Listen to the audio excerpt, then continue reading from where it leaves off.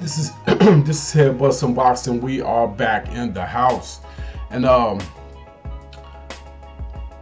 this was supposed to be a pretty good night in boxing, a historical night. Now, I will say this: we got to see a great Triple G fight, close fight, decided by arguably a knockdown. So I'm not complaining. But we were supposed to see history made tonight, and we was robbed of that. And I don't like to speculate. I was not there. I don't know what happened. I do know who's behind bars right now in police custody if he hasn't been released right now, and that's Claressa Shields' brother. Now, whether, like I said, whether the man did it or not, I don't know.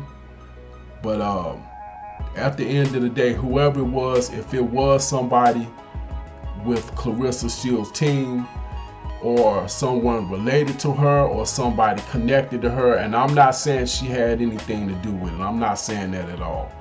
But if whoever it was tied to her, shame on them. And I'm not even just saying for the fact that you knocked out an old man, even though that is the case. And I'm not saying he didn't to a certain degree have it coming, because he was saying some explicit stuff. And I'm not saying he didn't have the right to do it, because some explicit stuff was being said to him as well. But at the end of the day, that fight was canceled, and she was robbed of even having the chance of making history. And that was the whole point of the fight. And like I said, I'm not trying to exclude Mr. Ali Bashir, or however you pronounce his name, of his portion of what happened, because he could have just as easily played the bigger man and fell back, because at the end of the day, that was a woman, whether she's whatever they call a stud or whatever, that's still a woman.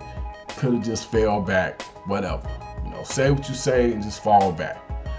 Somebody could have also grabbed her, Claressa Shields' sister, and got her up out of there. That could have happened. Matter of fact, truth be told, this falls on a lot of people. But at the end of the day, the person that put their hands on that man not only injured him, but they cost,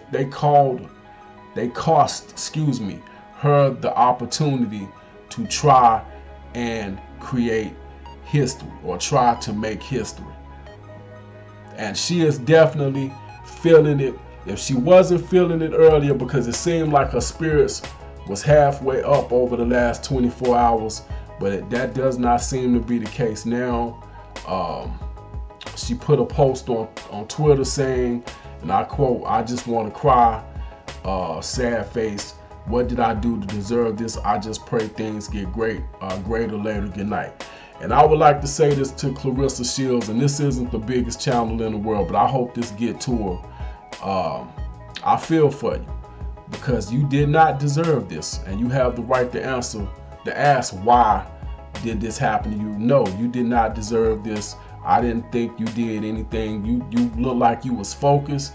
All you had your mind on was on the prize.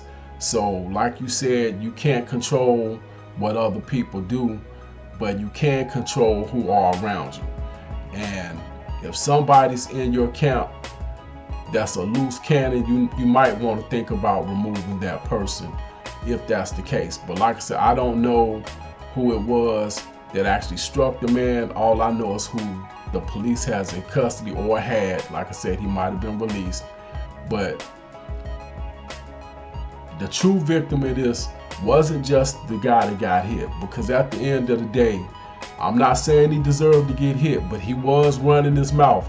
And the way people are today, old man, young man, whatever, people don't care today. That's just how it is. I'm not saying that's right, but that's just how it is.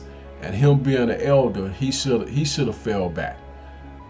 And also, somebody should have got her up out of his face as well. You shouldn't matter of fact, like I said, it was wrongdoing on both ends. And that's pretty much all I got. Claressa, keep your head up. And I do hope Mr. Ali Bashir, however you pronounce his name, I hope he does get better. I hope he You know, he recovers well and whatnot, and hopefully he can get back to training and coaching and whatnot. But this stuff can't happen in boxing.